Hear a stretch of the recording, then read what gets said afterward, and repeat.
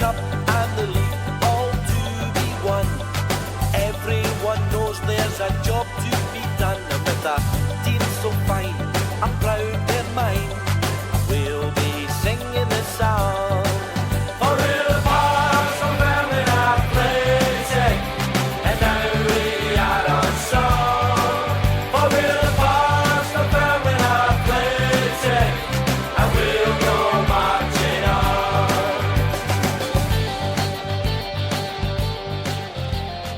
The Dunfermline Athletic Former Players Association podcast is sponsored by Starnut Apparel. Affordable and stylish clothing born on the terraces. Just head to www.starnutapparel.co.uk. Pars fans, welcome once again to Walking Down the Holbeath Road, the podcast brought to you by the Dunfermline Athletic Former Players Association. I'm your host Mikey Motkiewicz, and as always in each episode we'll be bringing you exclusive interviews with the legends who've helped write the history of Dunfermline Athletic Football Club, from unforgettable goals to iconic matches, from tales of triumphs to moments that defined careers. We're deep diving into the rich history of DAFC, and together we'll relive the glory days of East End Park and celebrate the players, coaches and managers who have left their mark in the black and white stripes. In this latest episode, we speak to a former player and coach who has a unique Dunfermline story. A supporter as a boy, had 2 spells as a player and 2 spells as a coach. Ian Campbell first signed for the club in 1975 from Lochawer Welfare, before returning from Brecon City in 1985. Making over 100 appearances as a player, he would then move into coaching at the club, firstly under Jim Leisman, then returning with twin brother Dick and Bert Payton in 1993. In this podcast, we chat to Pink about his career in the game to date, including his spells and memories at East End Park. As a fan, player and coach, we talk former teammates, memorable moments and his incredible journey juggling football and a successful business career throughout his life. So let's go through the turnstiles, pull up a seat and join me as we stroll through the Pars history on Walking Down the Holbeath Road with Ian Campbell.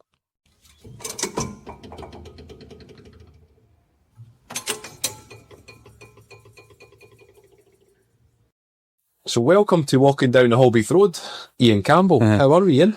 I'm good, thanks. Whenever you say that, I think to myself, when I used to go and watch Dunfermline, the European games, you get the game dropped off at Lindbank there and walking down the Holbeath Road. It was great stuff, great days. Yeah, I'm looking forward to a chat. Good man, we'll get into all that. I'm going to ask you a few questions just to warm us up and kick us off. Okay. So the first one, I asked Dunfermline fans if they could ask some questions to you. So yeah, sure. Here's the first one. Where did the nickname Pink come from? God, here it comes. I wish I had £1 for every time someone asked me that. But when I was younger, I was a runner, and I've got a style which is like the Pink Panther. So just one of the guys said to me, "Oh, here he comes. Here's the Pink Panther," and it's as boring as that. Right. And so that's I could go on and on, but no, one of the guys called me that one night, the Pink Panther. So when I was only about 16, 17, and since then, I've not managed to get rid of it. That's it, stuck. That is. Next one. Who was a better footballer, yourself or your brother? Well, again, that's a question I've had to answer over a few years. I think Dick was a very technical player. And he'll kill you himself. I don't think he probably treated the game properly, But I'll tell you what, and I'm not just saying this because he's my twin brother, but he's a very technical player, great passer, and great goal scorer. But he didn't treat the game properly on his own admission. So, but I would think that in terms of playing longer and all the rest, I've probably achieved more than Dick in my playing career. And I would say, or the neutrals would say I was probably just a wee bit better, but I can tell you, not much. Not much at all. I think he was vastly underrated. Yeah. But he got what he deserved out the playing side, because you've got to put everything into it. That's it. And that links on to the next one. Better coach, yourself or Dick? Well, yeah, man, that's another deep question. Well, see, Dick in his day, Michael, when we were at Dunfermline and I was carrying the water bottles and all the rest to helping the boys, Bert and Dick for a couple of mornings a week. And, Dick was a very good coach. So, he's a very good coach. So yeah, he's a good coach. I would say, I mean, we're just different. I mean, I'm one of these guys that I'm quite current, quite modern in my ideas, and I do everything. Not just, coaching, organising, match analysis, everything. Dick's not interested in all that stuff. But in terms of a coach, specifically to answer your question, there's not much between us. But on his day, I think he was excellent. He's not really that interested. I'll tell you what we do find though, even we're still managing away there at East 5. When Dick goes on the coaching field, he's impressive. He's impressive. So, but I'd leave people's comments on me to them. It's different needs. Next one. As a football supporter, what's the best game of football you've watched? In person or maybe on the TV? Oh, yeah, fun. You're asking a lot there. As a game, I'm not, I obviously want Scotland to do well, and I've never really, I can't think of any Scotland games. I remember the way back to Czechoslovakia, Joe Jordan scored, it was 130,000 at Hampden. These were great games, but, no, I can't think of a game as such. I've been involved in a lot of big games, and, but, because I remember us getting beat. Derek Parlin scored 5. I remember Memphis Rangers, we got beat at East End, and, Derek Parlin scored 5. Yeah, one. So I'm not going to forget that. I remember, I think we were 2-0. There was another game we were playing Rangers at Dunfermline, and we were 2-0 up, and we thought we were doing great. And we got gubbed. There another game too that we were, Leisha and I were the management team through at Ibrox, and we were winning 2-0, and Ian and I came in at half time saying, watch Ian Duran. Christ, he scored 3 in the second half. Mm-hmm. Stevie Morris, he says he was like a ghost. I bet the League Cup game I found, I think it was. Aye. Oh, it was great. Great stories. These are great times. I always remember that night. I remember that day, in fact, but I was on the bench. I was never going to play, but I suppose I was a player coach. But anyway, we were through there, and, we're warming up before the game. And then we were out before the Rangers team. And as the Rangers players came out, all the fans were going, "Aye, McCoy's Ian Duran." I turned round, our players were clapping. The rest of them on, I was raging. And I went back in and I says to Leisha, I said, "Jay, me lambs to the slaughter here." And Big Jim sorted them all out after that a bit. Great days. Brilliant stuff. Who was your football hero as a kid? Oh, my football hero as a kid.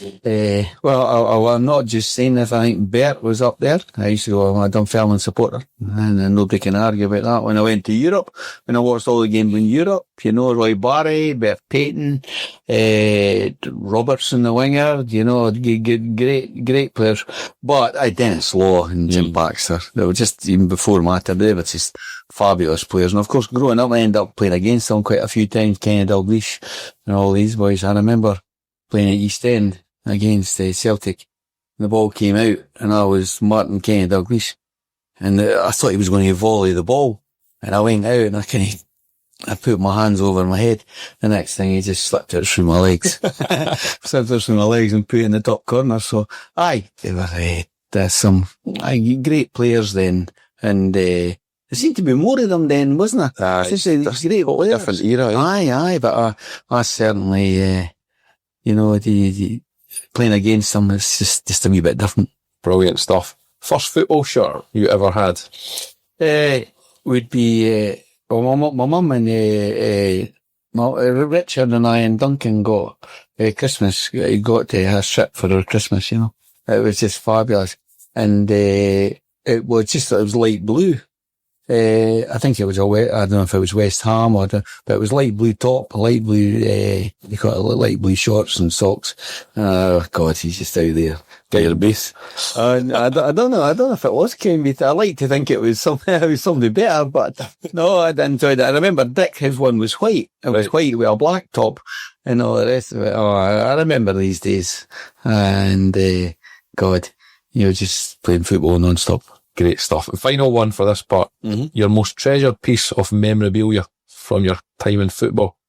My treasured piece? Well, I've done okay, as you know. I mean, winners' medals in there anyway. I got 3 promotion medals and I don't know, 6 or 7 promotion medals as a manager, assistant manager. So all these things, all these times were important.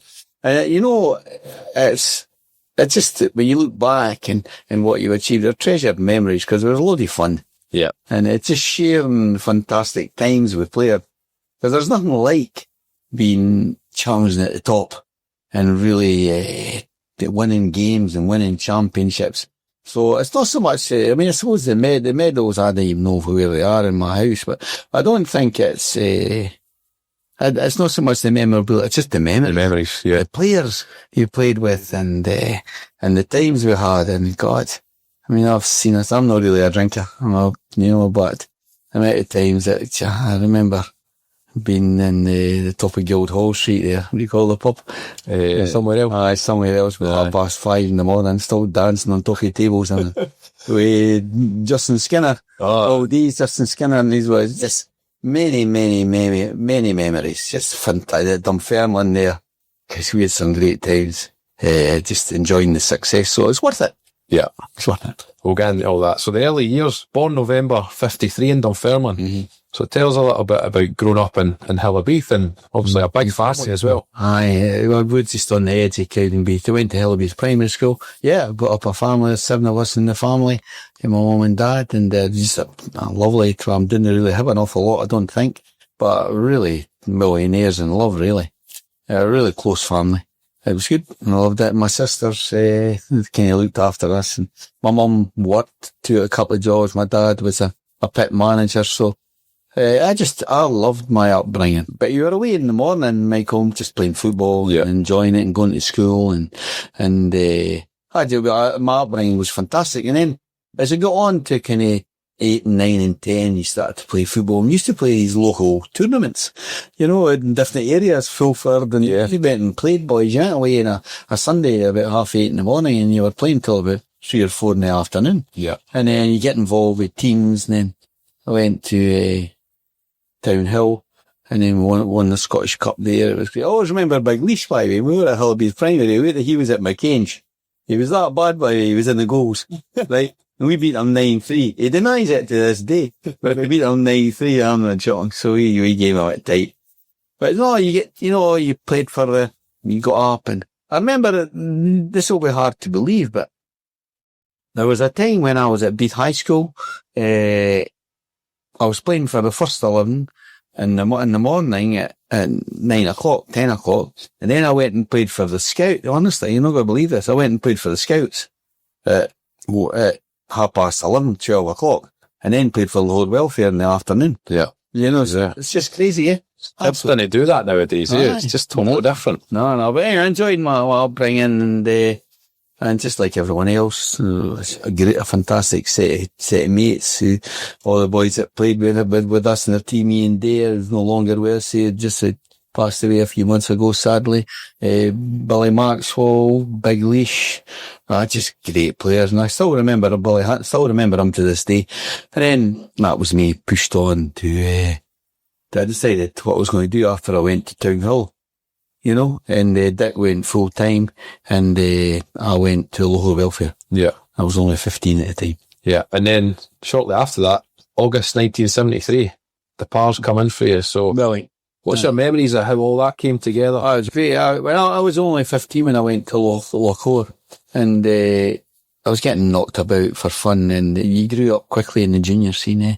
But I was doing well. I was going to be a decent player. probably know more than that, but myself and Billy Gibson played up front, and then I went to Dunfermline and Billy went to Hearts. But I just loved Eddie McGeechan was the coach, Michael's in the George Miller was the manager, and then he came to watch me a lot, and I was scoring goals for fun and doing well. So they end up I went into Dunfermline, and George Miller offered me a contract full time, and the rest, I played a couple of years there then, and always remember when I went, I was only a young boy, and when I went through to play Hamilton, Haddington Juniors, and just as a pre-season friendly, and they took they took me off at half time. I'm just going to tell you a story. I don't know how clean I can do. But, so anyway, I came off at half time, and then on Saturday, he just came in and says, Pink, you're 7. And I played there for a couple of years, most of the time. And, but no, I loved it. And, at the time, there's something, when I look back in life, I always had a calling, I think, for business. And, I didn't actually like full time that much. But when I look back with a little regret, because I was just bored. There's other things I wanted to do in my life. But I wished in a lot of ways. And then, when I didn't do well, George Miller offered me a part-time contract. And then I was a bit silly because I was going to university. And then, I went to join the Arbroath, but I probably should be stayed at Dunfermline. Yeah. I was chasing the money because I was a student. Yeah. But when I look back, I should have stayed at Dunfermline because to this day, and everyone knows that, I just love the place. Of course. First question then, George Miller. What was he like as a man and a manager? Great boy. He was good, a real character. Him and Dick would get on really well, honestly. See, the snooker table through there, honestly, he was a fan. He was a guy that, he was a bandit. He loved bet, I heard. Big time. He was a great guy. I'll tell you, we're down, I don't know if you maybe saw that, but Alec Ferguson invited us down there to a game a few months ago, Bear and, myself and Dick and John Young. We just had a great evening. And we were still in his room chatting about stories afterwards. But he was telling me that, Alec was telling me that when he was at Dunfermline, there was 5 of them and they all liked to bet, and George Miller was the ringleader, and, they used to grease the dogs. As they greased the dogs, as they say, and so made sure if he greased their paws, right, they would slip and they wouldn't do well at Thornton, right? So they're playing for Dunfermline. They're coming through with dogs now and going right to Thornton dogs and then greasing the paws. And I shouldn't have really be telling that because they'll get thrown in jail. And then the next week they'll be at Crystal Palace, but on a bigger bet, But George was in here with that. But what a fabulous character. And I'll tell you what, Michael, this is a guy I learned a lot from. Was Ralph Brand was the coach, and my God, every time he took part in the games, there was folk going about with broken ankles virtually because he didn't play. There's 2 things that springs to mind for me. He didn't play friendlies. I don't play friendlies, and even in the games, down at Rosyth or like, you bun, and hated fringers. The word fringers. You're a fringer. So if you're not involved in the game, see if you're outside making the ball coming to you, he would kick your backside. Yeah. So the 2 of them were actually a really, really good team. And Ralph didn't do that, didn't stay long in the game, obviously had a fantastic career. Then he became a taxi driver. Well, I learned a lot from him about putting in 120%. So, but George was just great. I liked him. He's a lovely guy. Good guy to play for. But he had a wee fag and he was, but I'll tell you one, he just loved his bet. Superb. And the team at that point, so the glory days of the 60s and it just fast gone, really. And it was a young team and all you guys were the next superstars to come through. So what was that period like? It was good. When I look back, we were probably better than we had. When you think of it, it was Kenny Mackey and George Shaw up front, Mex at left back, Leash played, Jim Scott in the middle of the park, Alec Kinnamuth, Davy McNichol, and we had a mixture of experience, and Kenny Thompson, boys like that, with it off, good legs, good speed in the team. And there was only 3 in the middle of the park. It was myself and Jim Scott and Alec Kinnemouth. So yeah, Alec Kinnemouth was just an experienced guy. Jim Scott was just a passer, great guy. Jim Scott would go and get the ball back, and something like myself would get forward and try and help with the forwards a bit. But we had and then you brought big boys like Jackie Sinclair in from down south. But there was a balance of youth and experience. But yeah, it was great. Remember Kenny Mackey? We turned down 50 grand from him, didn't we? From Rangers. But he stayed with us. He was the laziest player I've ever played with, but one of the best. They're all local boys as well, eh? Aye, great Kenny Davison. Who's the winger?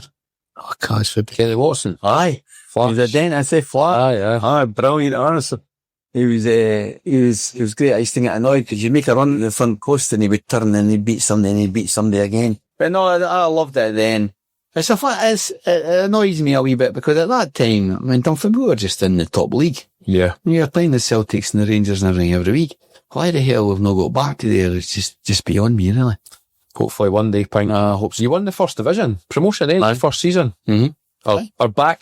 Promotion back to the first division. Aye. Which was the Premier League back then. Aye. And it was great. And, he just had confidence in the team, and then he had to change the players round. Mm-hmm. He had to change them all round. But no, I thought we went about our business, properly. And, but as I say, I think we had a lot of speed in the team. And a lot of kind of, you know how, remember, the Man United, they did well with young boys and, despite some of the comments. But we were kind of like that. We had a lot of young guys in the team, but they were talented. Mm-hmm. And they were really good. And then, of course, Jim broke his leg. Of course, Dick came into the team the next year. Yep. Oh, and Dick was great as well. I always remember Dick. I think he lasted about 5 minutes. But I remember who's it going? Quentin Young, at Dunfermline. Oh, that's doing great. So the two of them were fighting, and the two of them got sent off after 5 minutes, I always remember Least see, people didn't remember us. Least always talks about the goal he scored that Ibrox. But he didn't tell me the goal he scored, the OG. For 18-yard, great OG, by the way. The ball came across for the wide, I don't know, it was Dalglish, and the ball comes in at Celtic Park and the ball came to the back post, and Least went to clear it, bumped it right in the top corner. That was brilliant. But no, we had some great, and these guys at that time, Michael's, I don't know, they've seen this, like, Forsyth and bloody John Gregg and these boys. You bounce off these guys, you bounce the whole bloody length of the pitch, Yeah. I always remember for his Cruikshank. I remember George Miller saying to me, Pink, Gary Cruikshank, see, he's a coward. He says, so whenever we get across then, get up there and hit him. And then, Graham Shaw went down the left and he put this cross in, and the ball was in the air, and I heard the gaffer shouting, Pink, hit him. So now I was a big scaredy. So the next thing I went to hit him, and he just stuck his elbow out, and I banged my head, and I ended up in the hospital. So that was inexperience against experience. It was a bit different nowadays, eh?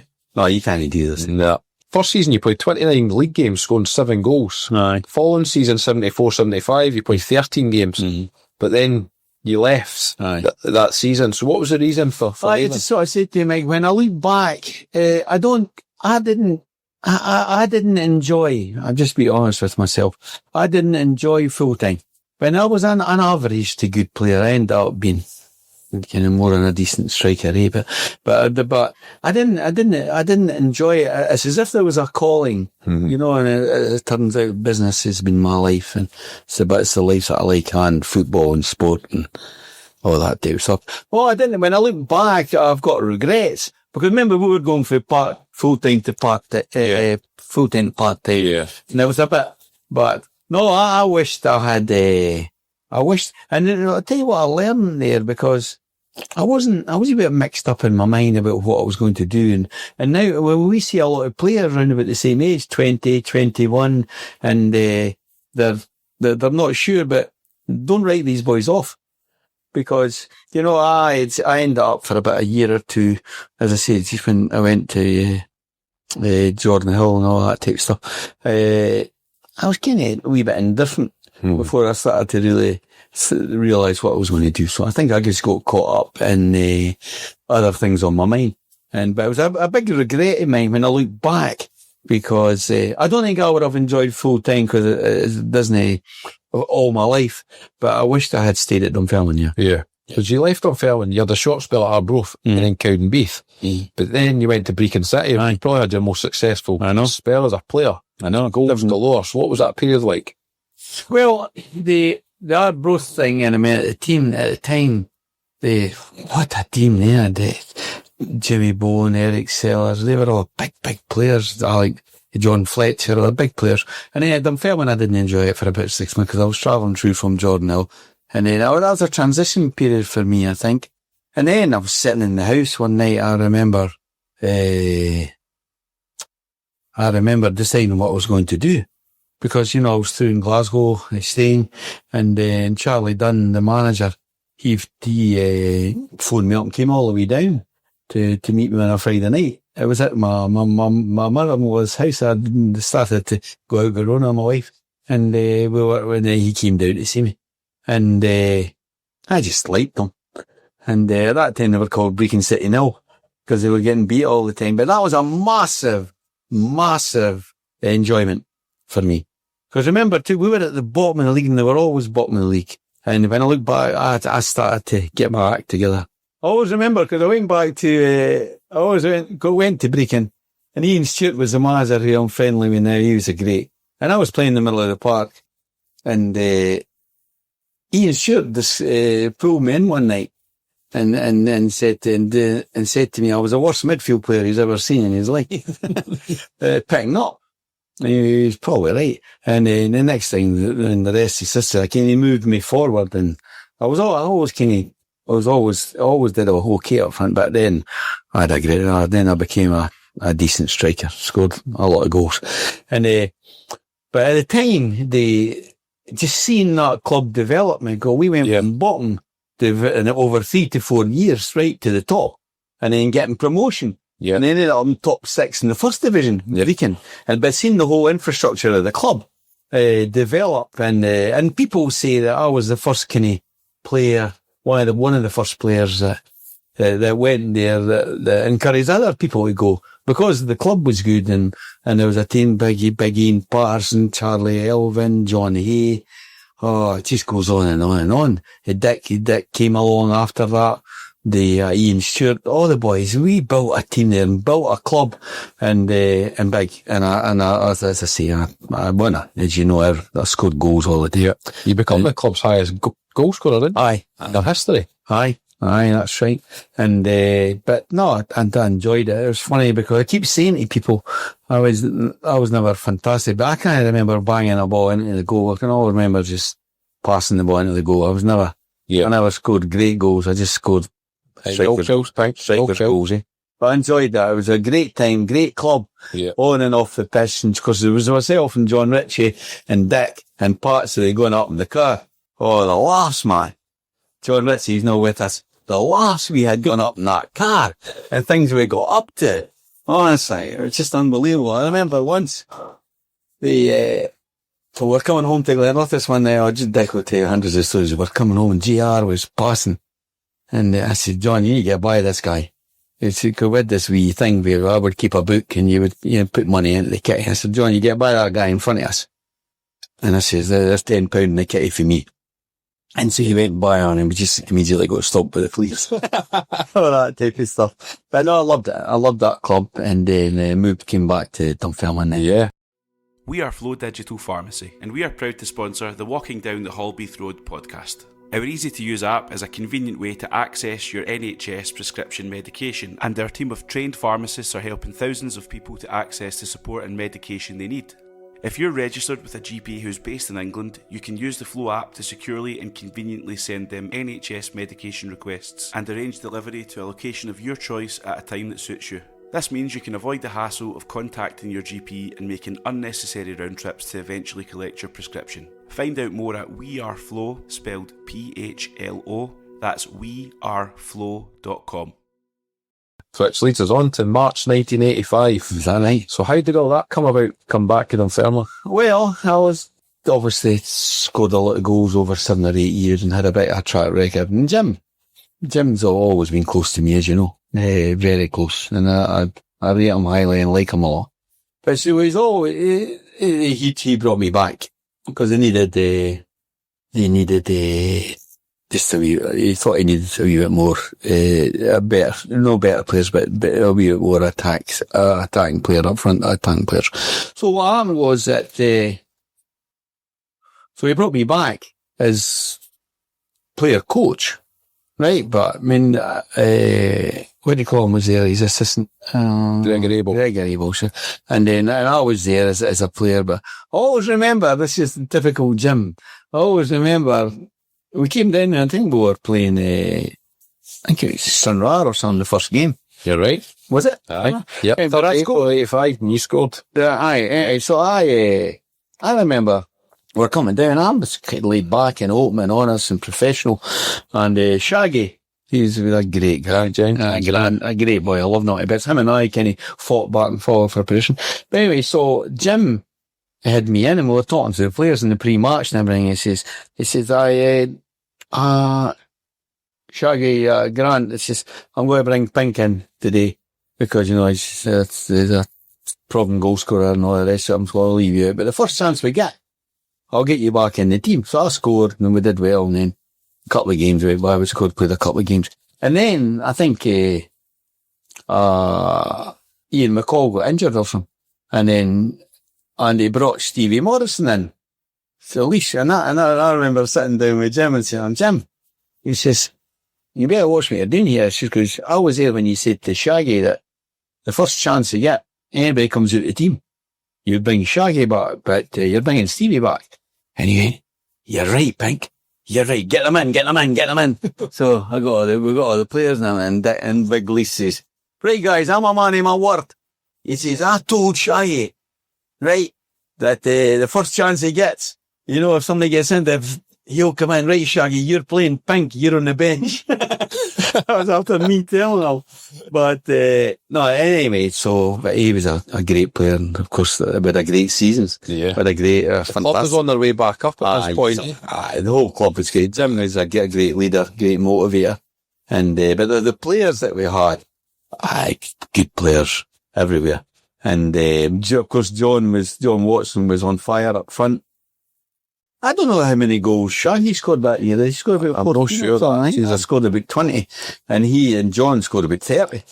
And, but between the three of us, there was and Ziggy, of course, he was putting balls in for fun. And, we just, Norrie was playing. And just loads of the guys. Had a great time. And no, but as I say, the whole club. Remember, Gregor wrote that song. I was going to get on to all that. Fun there, a beautiful song. But, and then and John Jobson was a coach, and I loved him to bits, and Joe Nelson, and Pip, and all of these. Like, the whole club was in the right place. A funny thing, there's a significant issue for me. When I look at the relative success that I've been involved in, I can tell you there's been certain things that are critical. The whole club, whether it be a forfeit, break-in, at that time, the success times were all together. The whole club was heading in the whole club, the fans, the players, the directors, everything, and that is absolutely critical in my mind. And they've got to be seen to be together. And maybe it's something a lot of clubs could learn from, but at that time, and of course Jim's ran about doing the aeroplane bit, doing it on the pitch and all that, but the fans were. And the club was on its way up, which was great. Definitely. Well, I was going to touch on that first season when you went back. Mm-hmm. You played 7 and scored 2. And one of those goals was the club's 100th goal. Don't know if you knew that. No, I didn't. There you go. We got it for you. Was that right? But then the following season, 85-86, which was the centenary season, you scored 18 league goals in 33 games. Not bad, eh? No bad. Aye. I know, and I was kind of I wasn't kind of the end of my career, but no, they were a good team though, Ben. It wasn't. They were always going to play. And, always remember that too, in terms of Grant was playing the team and we were going through Airdrie. and Grant got caught up in traffic. And I came into the team and then scored for about 3 or 4 games in the job. So, but there was nothing between us all. But a great team and a good potent strike force that were going to score goals. But defensively, we were solid as well. Doc was that right back? Aye, Doc. Rob. And Big Davy Young at centre half, great. Great boy. Westy. Well, when I came back, Westy signed on the same day as me. He was, that time I was, working at C.R. Smith at the time, it's ops. And, but he was a salesman at the time, and I kept up. And to this day, he's a really close friend of mine. Brilliant. Great goalie. And then, of course, when I went away and came back, he was still there at the end when I came back with Bert and Dick. But no, at that time, as a player, Ian McCall, and C.V. Morrison, just fabulous guys. Still see, in fact, I was at Ian McCall's wedding the other week there, and it was great seeing Collie and them all. He was saying that. Stevie. Was he through last month? You can tell me, yeah. Just love them all to bits. And, but no, that tells you a lot too, that when there's a camaraderie there, and they're still there yet, but no, the players at that time, I loved to bits. And I wish I'd spent more years there, but it's, c'est la vie. And then, but things outside of football were doing all right in business, so it makes sense. I know. That season, it's 40 years this year. Is it? So we're going to get all the boys back together, yeah. Oh, are you? Oh, we'd have a great time, So I'll keep you posted with that. Oh, God, aye. I mean, these were great days. You touched on it earlier, the whole EastEnders thing. You were part of the recording. I was. I was the best singer there. I mean, that wasn't hard. I was just surprised I never got to sing on my own. But that'll be right. But that was great. I used to call it Funderland. They call it Dunfermline. But yeah, it was just singing a song and the fans got behind it. Brilliant. Gregor's playing away there. It's great stuff. But you've got to make sure that time to work, time to play, that transfers onto the pitch. And I think we did. I think Leash is a talisman character. He likes all that stuff, but he knew the importance of it. Because the thing is, I think Jim gets a bit underestimated at times because although he's a larger than life character, he's no daft. He knows how to pull success together. And on the pitch as well as off the pitch. But the team on the pitch, were good enough. At that time, we had good players. And I love playing with them. Brilliant. The following season, 86-87, a lot less appearances, only 1 start and 8 sub-appearances. Mm. But by that point, you were coaching as well, eh? Aye. So did you want to move into coaching? Was that the next move? Yeah, I think that I was one of these guys, Michael. I'd got my badges young. I was kind of naturally a bit of an educationalist, so I'm always interested in learning and development. I genuinely am. But no, I didn't. When I moved from kind of full-time to part-time and then coming out in my career, I'd like a lot of boys do. I was a fully qualified coach at a young age and I hadn't got quite a lot of offers to go full-time and all this in football, but I never fancied that. But to answer your question, yeah, I fancied being a coach, aye. It was really funny, it was really interesting because when you look back at that time in your 30s, you think, whether you're qualified or not. Yeah, when I look back at, even when I was coaching at the time, I would like to think I was a decent coach, as someone will tell you, but you think you're good. But it's only now when you look back and you realise, how the hell do you think that you could have been a good coach and manager with people when you're only 32, 33? And I got offered these jobs, and that's why with young managers coming into the game just now and young coaches, they've got their mistakes to make because it's one thing being a technical coach, but what I find is that you've got to understand coaching, you've got to organise yourself properly and make sure that the players have got a dance floor to perform. But at the same time, it's about people. Mm. It's about getting people to understand where they are, what they're doing for the team, for themselves. But it's hard at 32.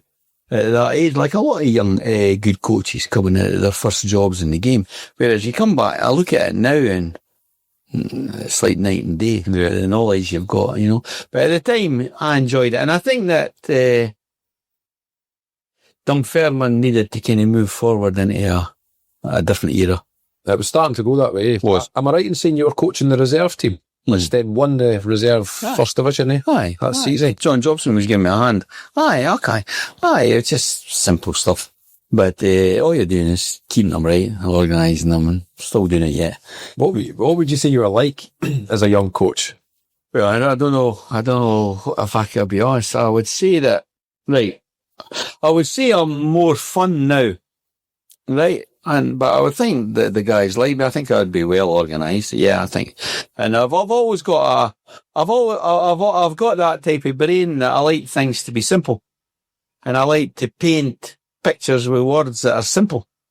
Right? Dick will tell you differently, of course, but, so as a coach, it's not really for me to say, but I would think I'd be quite professional. I think most of the guys that work for me realise they knew what they're doing and get the best out of players. And you really got to take your coaching ethos and put it into the match. And, so, you've got to link it all to I always think a good coach. The sign of a good coach is that when you see things that you're doing in training, you can see in the game, tells you that you're transforming properly. Yeah. And, so I would think I would be decent. I think I'm better now than I was. And, but I would say that, but the boys will probably annihilate me for that. What's your thoughts on modern day coaching? And Mate, you opened up a can of worms there because I've got very strong views and honest and experienced views on that. I think that some things never change. And the bottom line is that you've got to be organised and you've got to look after your individual performance. You've got to look after your group performance. Individual performance is where you're a striker. You then got to understand that, what you've got to do to look after your performance and then look at your teammates up front as a group, the rest of the strikers, the boys you play with. If you're a midfield player, the boys you play with, the back four, you've got to play as a unit. So I think you've got to make sure people are prepared well enough, right? And then get on with it. But nowadays, you see the difference between 4-3-3, 3-5-2, 4-2-3-1 is 5 yards. That's all it is. Mm. And I think we get kind of preoccupied. I sit and listen to them all. And I'm not just saying this. And now the women have it in their own teams as well. They go on about kind of low box and 4-2-3-1s and 4-1-4-1s and all that type of stuff. And it's just fine. We never had all that stuff when we played.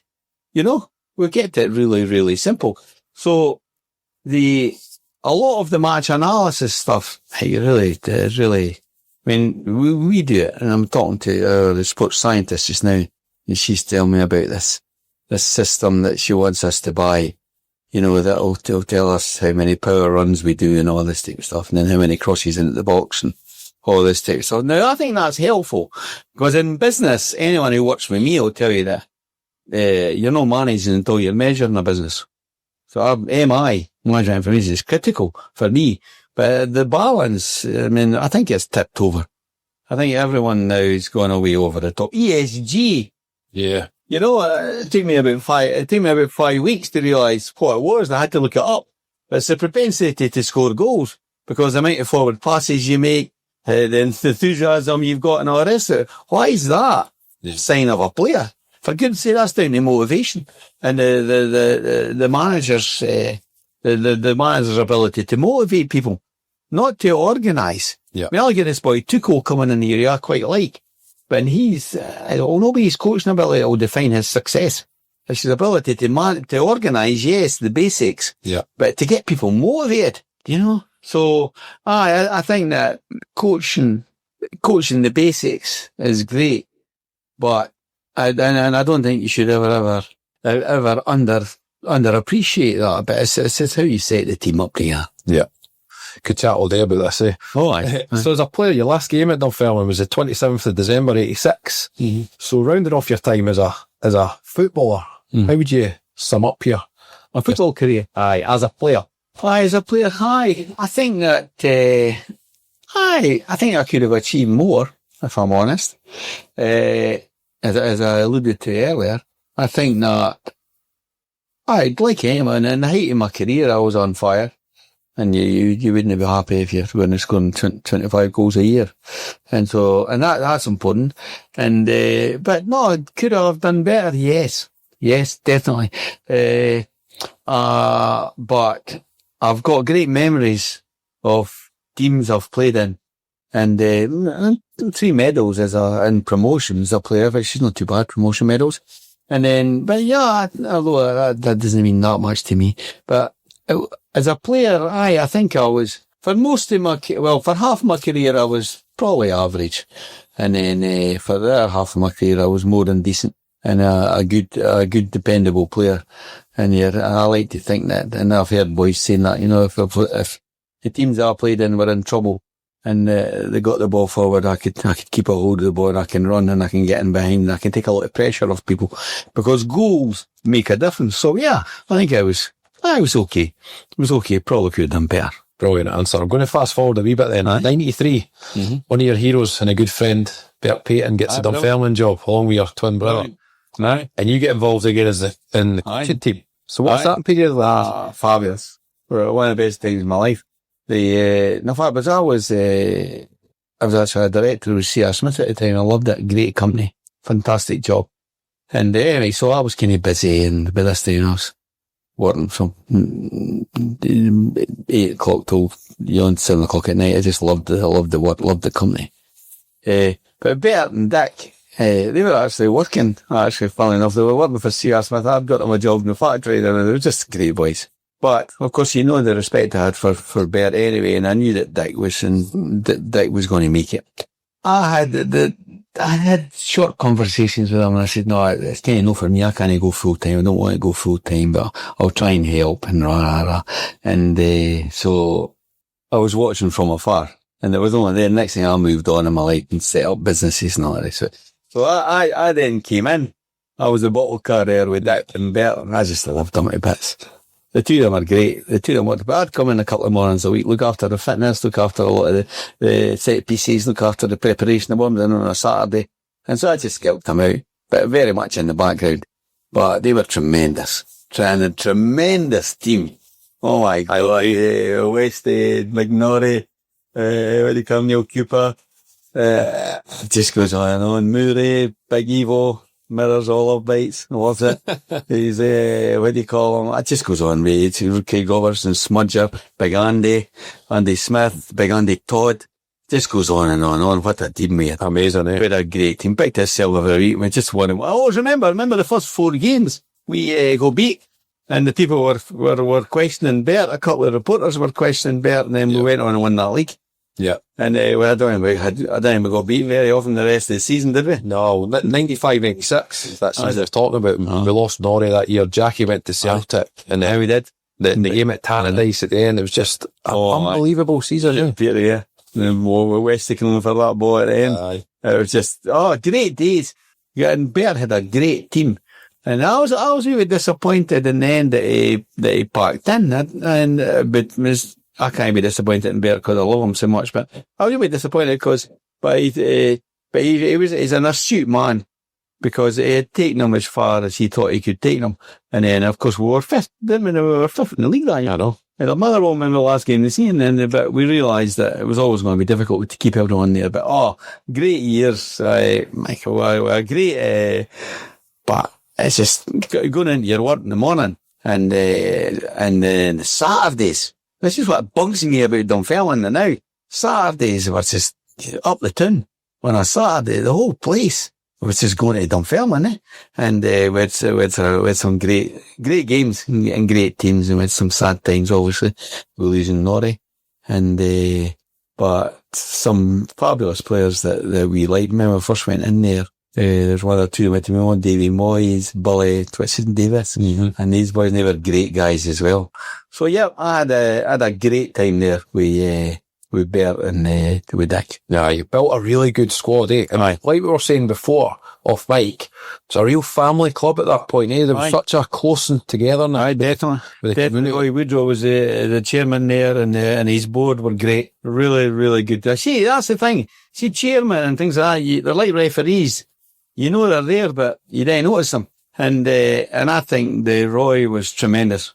We got a few players, man, relatively, the Mark Millers and Stuart Peters in 65 grand, 40. We're always building. Yeah. We're always building, spending money, and by he did a fantastic job, and his board. So we were together, weren't we? And of course, with Bert, he's got his own style, which is tremendous. And Dick, as we talked about earlier, was a first-class coach. And you had me there, running about. I always remember that. I think Dick would tell the story about Stuart, what he called him, the running coach. Stuart Hogg. Stuart Hogg was the running coach. He was only there a week.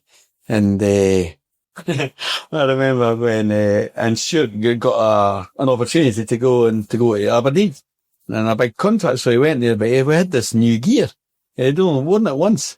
So Bert came in and he was trying to get me to come to join him, and I joined him. He says, right, we've got that gear there, Pink.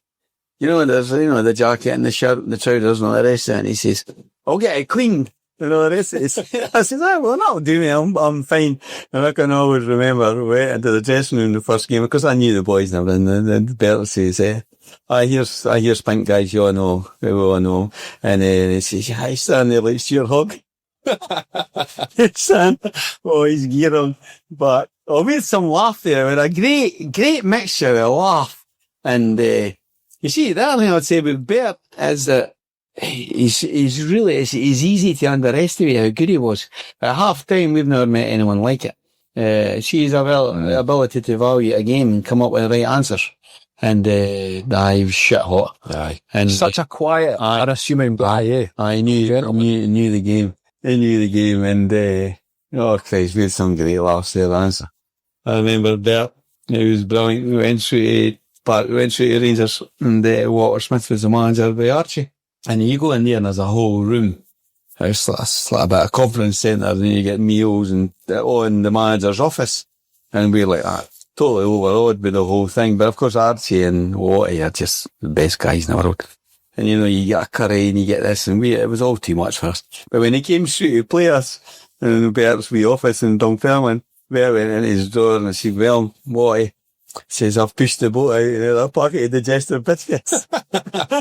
And my Walter and then Archie were just killing themselves laughing. And, but underneath it all, there was a steeliness, Mike, about Bert, didn't cost him.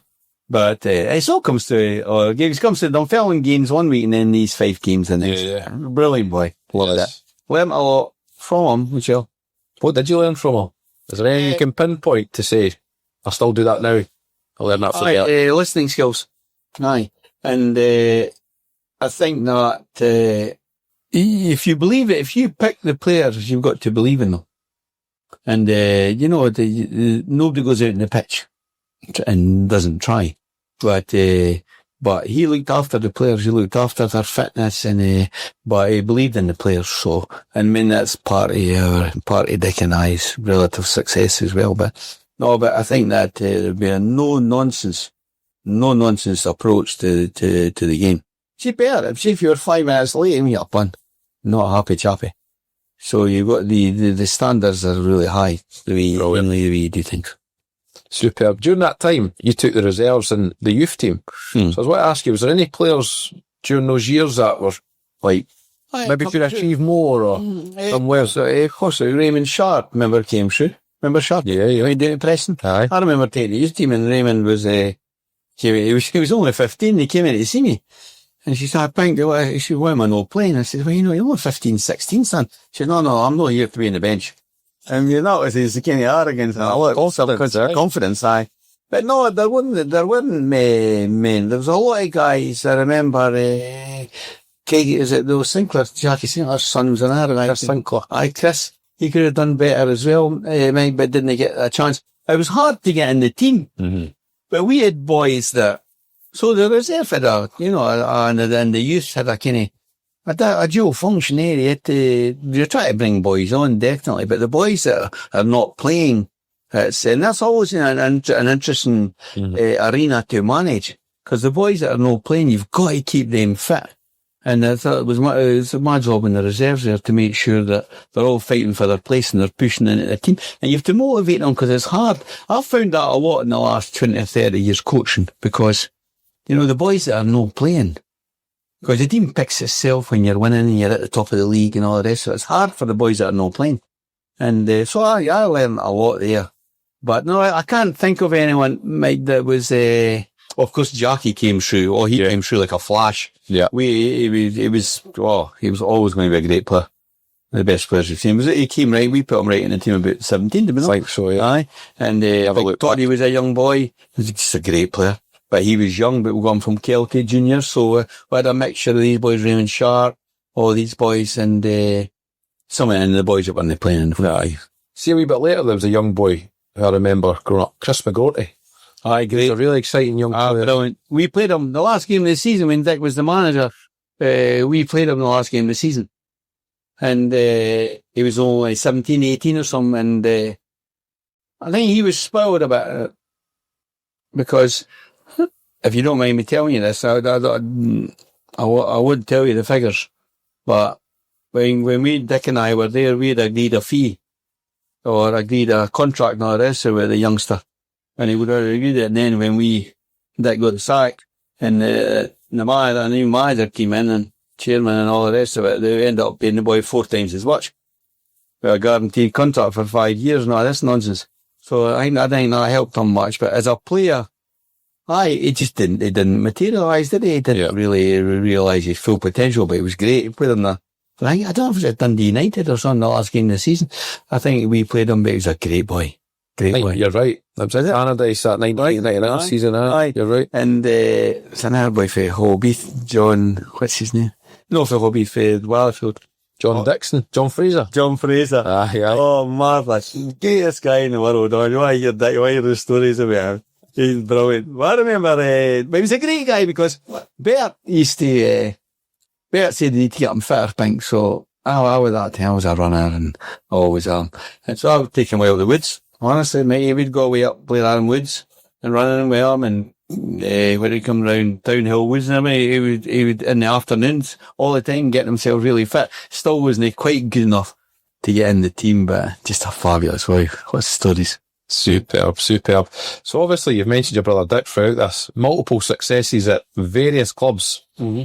Right now you're at East Fife. So I wanted to ask a little bit about the dynamics and how you guys work together. What's your approach? That's interesting. I think, Dick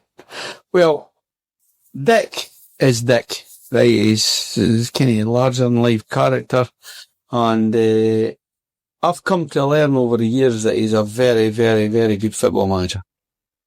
Let me dwell on that first, and I'll maybe talk about the combined, relative factors. But Dick's a really honest guy. He sees it how he is.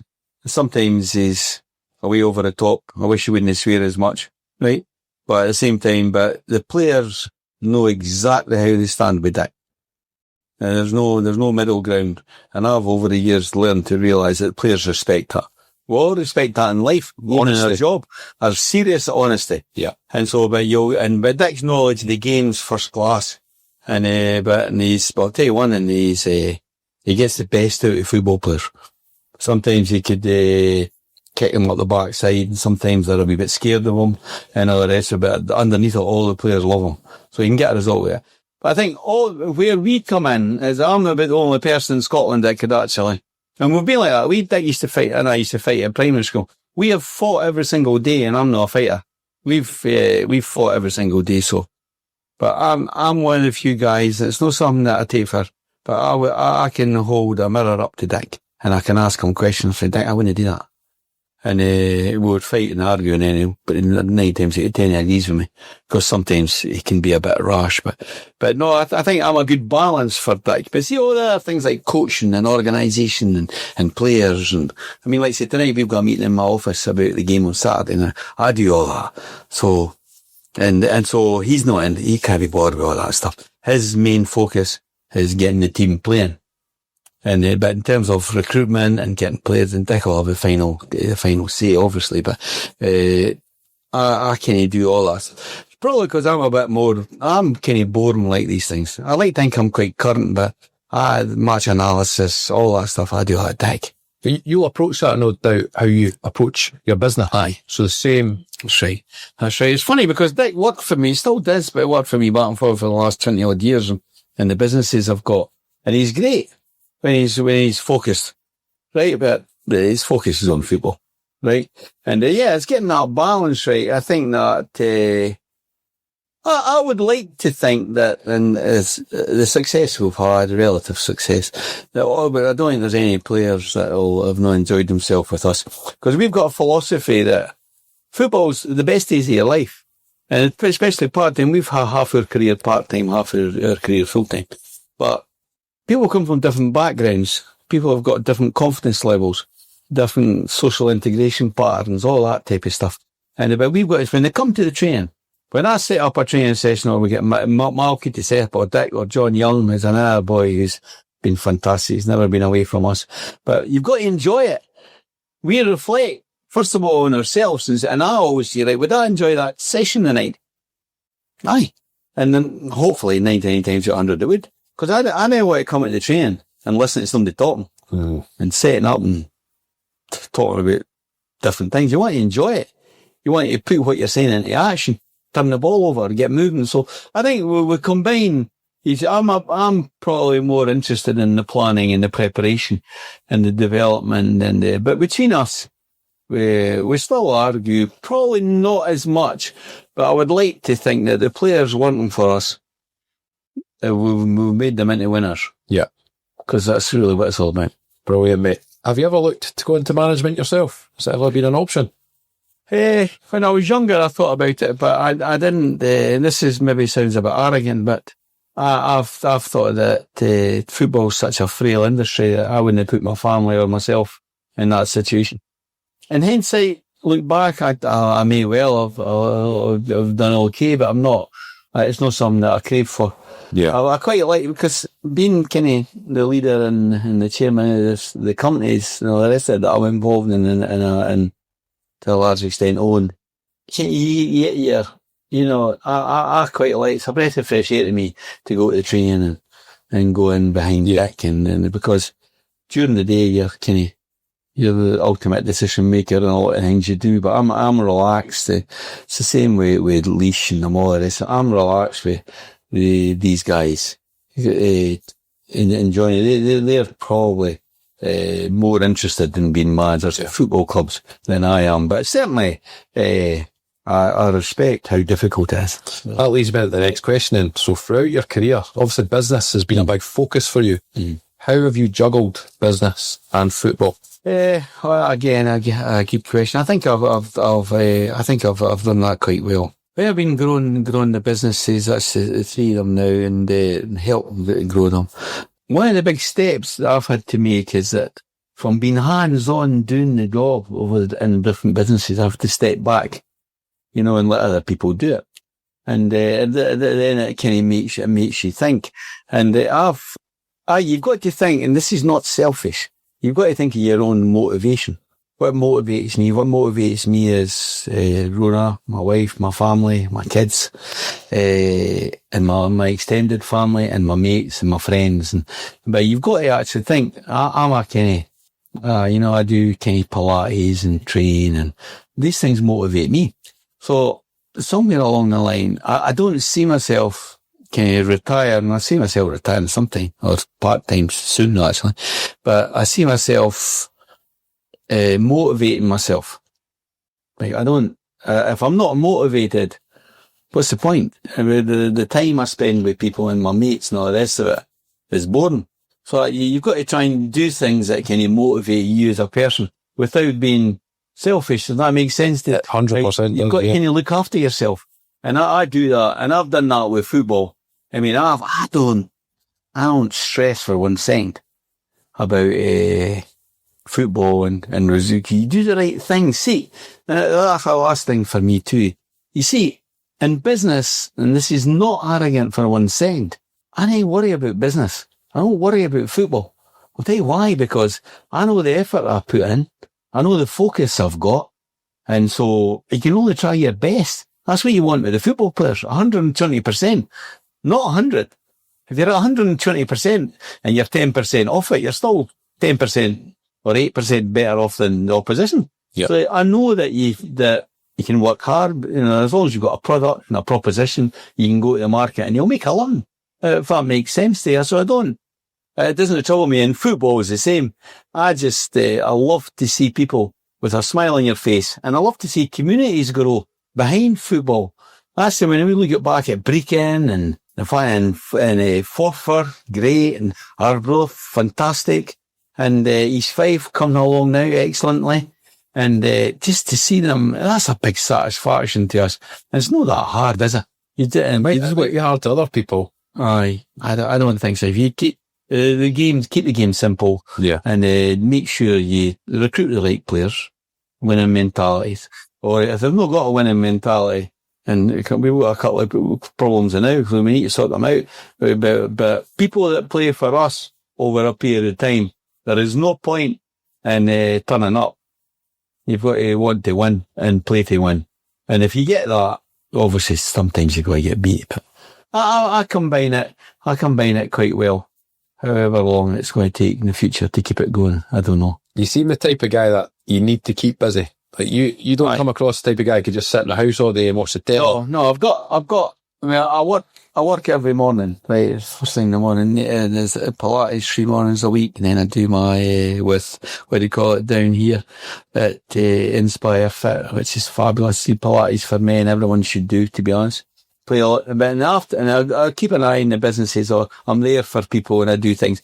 Hell of a lot of work with charity. You know, Crossgates Primrose Trust. Oh my God! And Donna, my secretary there, God, we must spend about 2 hours every single day in life, you know, looking after the charity. So that's good. And then in the afternoon, I tend to do what I want. Maybe go and play a game golf, prepare for the train at night, go to Barrentines, especially swimming, go for a run up the woods. So I've got that balance. And then my greatest satisfaction is just being with my family. Brilliant. And then if I can get Dunfermline winning as well, and seeing everybody getting excited about it, I'll be over the moon. Well, let's hope that comes just shortly. You spoke about East Fife, obviously, your higher club, so how's it all going there? And Aye, well, I think that they're a sleeping giant, but we've got a few issues just now. We're kind of going off the rails a wee bit. But I think we're getting a turnout of the team. I think we were hoping to get up, and we should really have had it all sorted out by now, but c'est la vie. And I'm enjoying it. I'm enjoying it with Dick. The club itself is in transition, needs to move forward, and we've got a fantastic support. And but the actually, if you look at, here's the thing about East Fife that people don't understand. Dunfermline's got 60,000 of a population, roughly. Kirkcaldy's got 60,000 of a population. In terms of the East Nuke, if you take the East Nuke, you take Glenrothes, and you take, Leavenmouth, there's 150,000. So they should be doing better as a club, and hopefully they will. If it's under our stewardship date, or if it's somebody else, great, but, they're a good club, and, but when they need to move forward, and do things a wee bit differently, but we're enjoying it, every bit of it. Brilliant. Well, fingers crossed you can get another promotion in the bag this year. We can try, yeah. Fingers crossed. So, just on reflection through your whole career, how do you reflect on your time in the game? I think we've given a lot to communities. We've given a lot to players. Do you know what I find? And I'm not taking this for granted, but I'm absolutely amazed. And I think it's a lot to do with Dick. He's a far more popular guy than I am, for instance. Not that that matters, but I can't believe the amount of people that follow East Fife now as their second club, and it's probably to do with Dick. Maybe to a lesser extent myself. See, Arbroath. I'm not joking. We must have been the biggest supporter, second team. Maybe every supporter in Scotland supported Arbroath, I think. It's a second team. Because I think we were punching above our weight. So I'd like to think that we've given some back to football, given some back to certain communities, loads of communities. We've brought on a hell of a lot of players. And, we've brought something to the game. And long may it continue. So I've not got any regrets. Well, would I have sacrificed my business career and acumen for, more full time, whether it be at board level, executive level, or coaching level? Yeah. In hindsight, I might have chosen a different path, but I've got no regrets.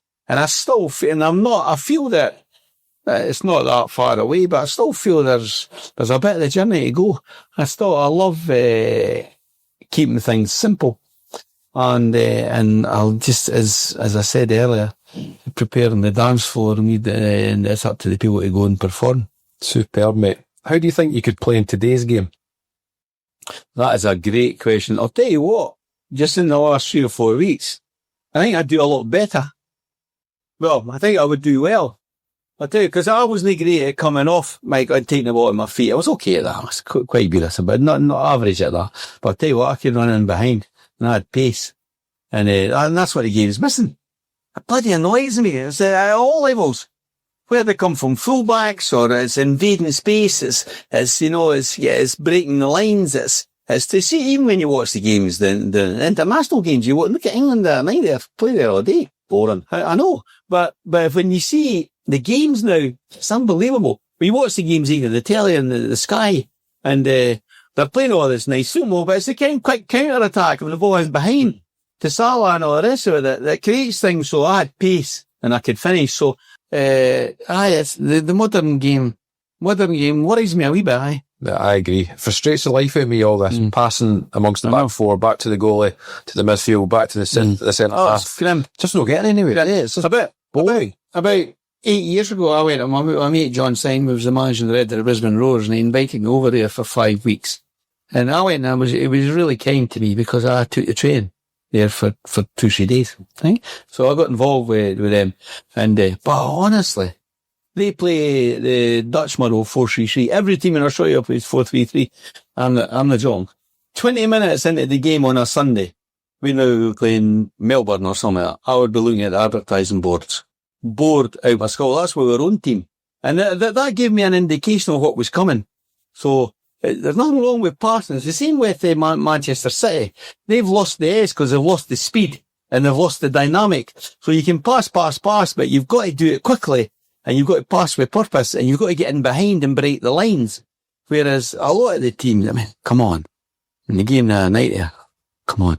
On the Friday night games in the Championship, which I love, and I love all the managers and teams, they're absolutely brutal. But they're just not. The games are, and it's the same in our league. You got to, nowadays the game's different. There's a lot more injuries. Because the game's far more faster and it's more intense. But when we played, when we were in the Championship there, and we're there I remember playing Dundee United, the third game of the season. We beat them 1-0. And, they played from the back. Great team, great club. They played from the back and I'm saying to myself, this is brilliant. So they play the ball on the back and our back four's getting time to organise themselves. We're organising the midfield players in front of us. And then all we started to do was shut off a side and close them down. It's so easy to play against if you've got the ball to press. You know, if you press, but sitting watching these teams play and breaking and passing through the lines, it's really difficult. Yeah. Because all it is one player to be lazy or one player not to have the technical abilities. And just so I'm just the goalies at the moment, So there's a lot of pressure on them. So it's a different game. Yeah. We don't like our identity. We need an identity. Our identity is simple. Any team that we've been involved in, our identity, we get the ball forward to the halfway line and more in a wide area. That's our identity. And then we play overlaps, switchy plays, 1-2s, right? Breaking the lines, midfield players breaking the lines. That's how we play. And, so to me, that's a far better identity and way to play than, this playing it for the goalkeeper thing. I just didn't like it. I agree. Best player you've played with and against in your playing career?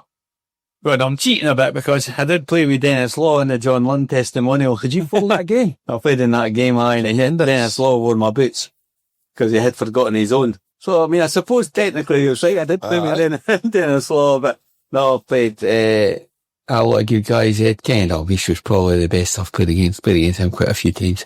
And, I liked him. But there's loads of other players there, and, you know.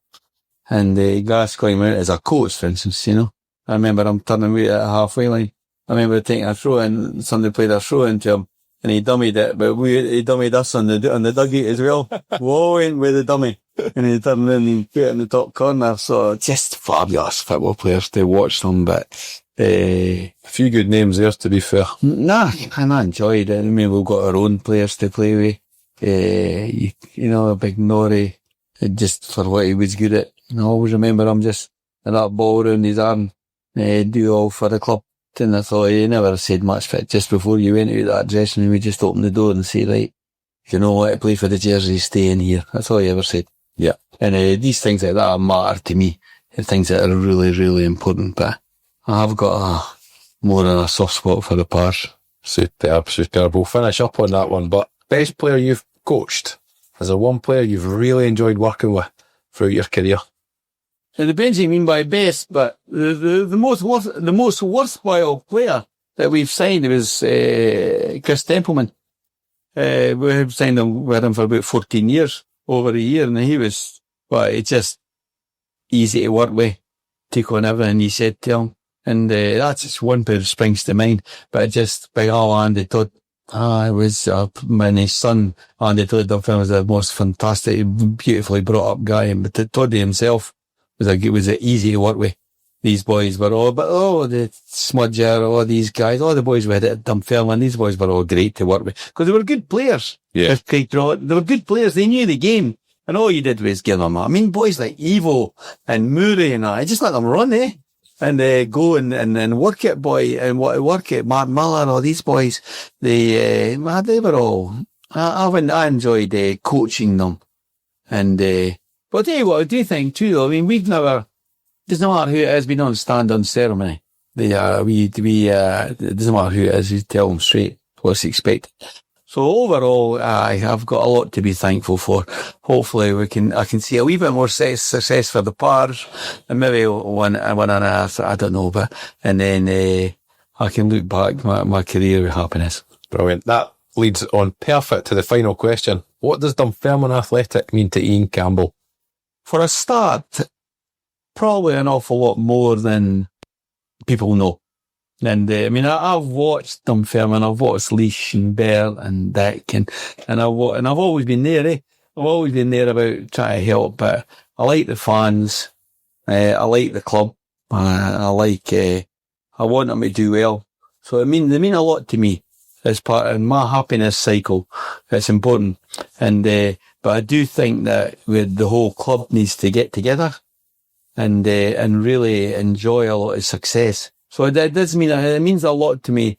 It's probably one of the few results I look other than Crossgates Juniors because my sons are there. And no, but I like to see them doing well, and I just wish they would find that.